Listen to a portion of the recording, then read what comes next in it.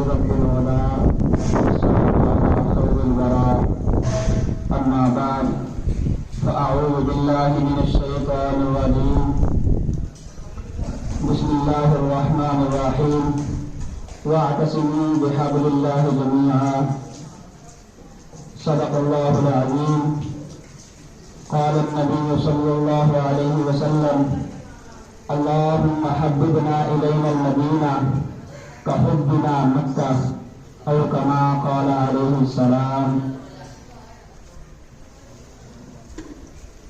محترم سامعین، اللہ تعالیٰ نے ہمیں عظیم نعمتوں سے نوازا ہے اور یہ ملک پاکستان انہیں عظیم نعمتوں میں سے ایک بہت بڑی نعمت ہے. سب سے پہلے اللہ کے حضور درود پاک کا نذرانہ پیش کیجیے. اللہم صلی علی محمد وعلی آل محمد کما صلیت علی ابراہیم وعلی آل ابراہیم انک حمید مجید. اللہم بارک علی محمد وعلی آل محمد کما بارکت علی ابراہیم وعلی آل ابراہیم انک حمید مجید. کرم جب نبی کا شریک ہوتا ہے پھر ہر بگڑا ہوا کام ٹھیک ہوتا ہے. کرم جب نبی کا شریک ہوتا ہے پھر ہر بگڑا ہوا کام ٹھیک ہوتا ہے.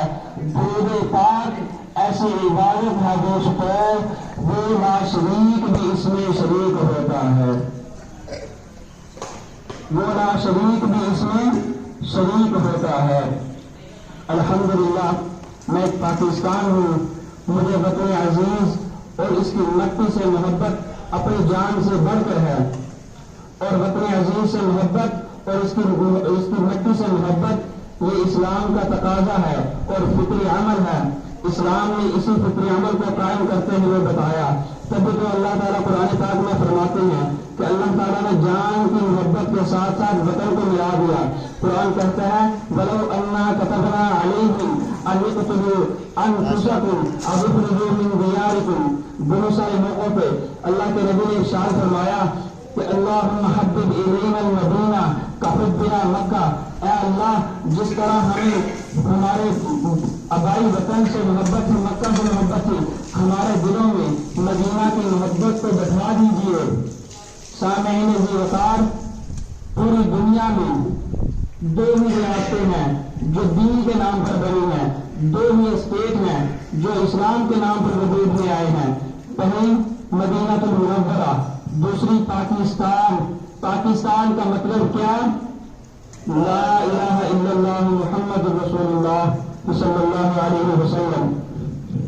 خالص مذہب کے نام پر یہ دو ہی ملک بنے ہیں، دو ہی ریاستیں بنی ہیں، ایک مدینہ المنورہ، دوسری پاکستان. اب ہمارا مسلمانوں کا مسئلہ کیا ہے؟ ہم حضور سے محبت کرتے ہیں، الحمدللہ بہت کرتے ہیں، لیکن ہماری محبت جنتوں اور سنتوں میں قید ہو کر رہ گئی.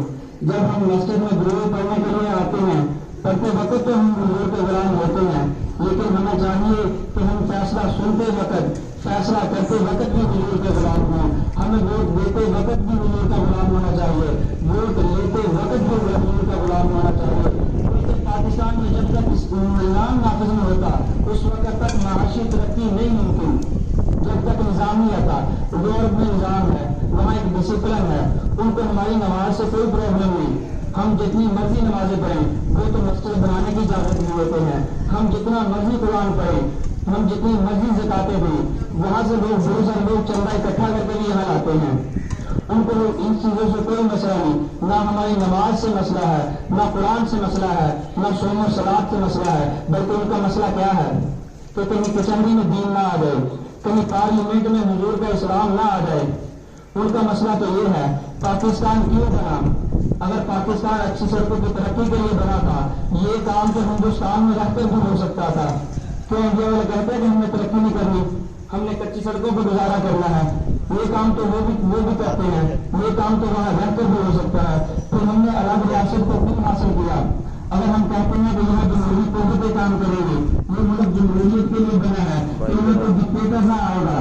تو پھر ہم مشاہدہ کرتے ہیں کہ بظاہر انڈیا ہم سے جمہوریت میں بہت آگے ہے، ان کی جمہوریت بظاہر ہم سے بہت اچھی نظر آتی ہے. اگر ہم نے یہی کام کرنے تھے، فحاشی عریانی اور نجائز فروشی، بتہ خوری، رشوت خوری، اگر یہی کام کرنے تھے، پھر اتنے سارے لوگوں نے قربانی کیوں دی؟ کیوں اتنے سارے لوگوں نے دی؟ ایک روایت میں آتا ہے کہ 40,000 لوگوں نے قربانی دی، اور ایک روایت میں آتا ہے کہ 6 لاکھ لوگوں نے قربانی دی. تو میں تو کہتا ہوں کہ وہ لوگ جنہوں نے خون دے کر اس ملک کو رنگت بخشی ہے، جو 4 سے دنیا واقف ہے، گمنام نہ جانے کتنے ہیں. افسوس کہ ہم نے آزادی کا مقصد بہت غلط سمجھ لیا. حقیقت خرافات میں کھو گئی، محمد روایات میں کھو گئی. نباتا ہے دل کو کلام خطیب، مگر لذت عشق سے ہے بے نصیب. شراب گمن کو خلاصہ کیا، وہی جام مجلس میں خلاصہ کیا. بڑکنے تڑپنے کی توفیق دے، تڑپنے بڑکنے کی توفیق دے، دل مرتضی سوز صدیق دے. کہتے ہیں جب پاکستان نے ہجرت کی، دنیا کی سب سے بڑی ہجرت، اس سے بڑی کوئی ہجرت نہیں. جب پاکستان بنا تو غریبوں کو یہاں بتایا گیا تھا کہ وہاں حضور کا نظام نافذ ہوگا. وہاں غریبوں کو بتایا گیا تھا کہ وہاں جاگیردار اور امیر کی امیری میں تفریق نہیں کی جائے گی. جس کالج میں امیر کے بچے پڑھتے ہیں وہاں غریبوں کو بھی داخلہ ملے گا. وہاں یہ بتایا گیا تھا کہ ہر مسلمان امیر غریب اپنے آپ کو ہر لحاظ سے برابر سمجھیں گے. وہاں وہی بات ہوگی جو صدیق اکبر کرتے تھے، وہاں وہی جملے دہرائے جائیں گے جو فاروق اعظم دہراتے تھے. وہاں غریبوں کو اسی طرح خرچ کیا جائے گا جس طرح عثمان غنی خرچ کیا کرتے تھے. وہاں اپنائیت کا نور ہوگا، سادگی کا حسن ہوگا، فقر کا دورہ ہوگا جو مولا علی شیر خدا نے ہمیں عطا فرمایا تھا. 2 قومی نظریے کیا ہیں جس کی بنیاد پر پاکستان بنا؟ 2 قومی نظریے یہ ہے کہ ہندو الگ قوم ہے، ان کا رہن سہن الگ ہے، ان کا کھانا پینا الگ ہے، ان کا بیٹھنا ہم سے الگ ہے، ان کی تہذیب و تمدن الگ ہے. ہمارا کھانا پینا، اٹھنا بیٹھنا، ہماری تہذیب و تمدن الگ ہے. پہلے علامہ اقبال کا یہ نظریہ تھا کہ سارے جہاں سے اچھا ہندوستان ہمارا، ہم بلبلیں ہیں اس کی، یہ گلستان ہمارا. لیکن پھر انہوں نے کہا میری سوچ بدلی. میں نے کہا یہ خطے کے زور پر نہیں، گرد و نسل کے زور پر نہیں. پھر وہ کہنے لگے کہ اپنی ملت پر قیاس اقوام مغرب سے نہ کر، اپنی ملت پر قیاس اقوام مغرب سے نہ کر. خاص ہے ترکیب میں قوم رسول ہاشمی. اس وقت پاکستان کی موجودہ جو حالت چل رہی ہے، اس وقت افرادی قوت کی بہت ضرورت ہے. یہ جو نوجوان بیٹھے ہوئے ہیں یہ ہمارے ملک کا اصل سرمایہ ہے. علامہ اقبال کا شعر اس وقت پاکستان کی موجودہ حالت کو عکاسی کرتا ہے. وہ کہتے ہیں کہ اب افراد کے ہاتھوں میں اقوام کی تقدیر کہ ہر فرد ہے ملت کے مقدر کا ستارہ. جناب والا، یہ پاکستان ہماری آرزوؤں کا گہوارہ ہے، ہماری امیدوں کا مرکز ہے، ہمارے عزم و ہمت کا ماہ پارا ہے. ہم نے اس وقت پاکستان بناتے ہوئے یہ ثابت کر دیا تھا کہ ہم قوم ہیں. ہم نے اس وقت عملی طور پر یہ ثابت کرنا ہے کہ ہم ایک قوم ہیں. ہم میں مسلک کا اختلاف ہو سکتا ہے اور بھی اختلاف ہو سکتا ہے، لیکن اسلام ہمیں قوت برداشت سکھاتا ہے. ہم ایک قوم ہیں. یہی اتحاد اور یکجہتی باطل کے تصور اور غیار کے تصور کو نیندیں اڑائی ہوئی ہیں. اللہ تعالیٰ قرآن پاک میں فرماتا ہے کہ بحبل اللہ جميعا، کہ جس کا مفہوم یہ ہے کہ آپ مسلمانوں اللہ کی رسی کو تھام لو اور ایک ہو جاؤ. اللہ کے نبی بیت اللہ کو مخاطب ہو کر کیا کہتے ہیں؟ اے بیت اللہ، تم مجھے بہت عزیز ہے، لیکن ایک مسلمان کا خون مجھے تجھ سے بھی زیادہ عزیز ہے. پھر تفرقہ کیسا، اختلاف کیسا، ہمارے درمیان دوریاں کیسی، ہمارے ایک ہونے میں کیا کلام ہو سکتا ہے؟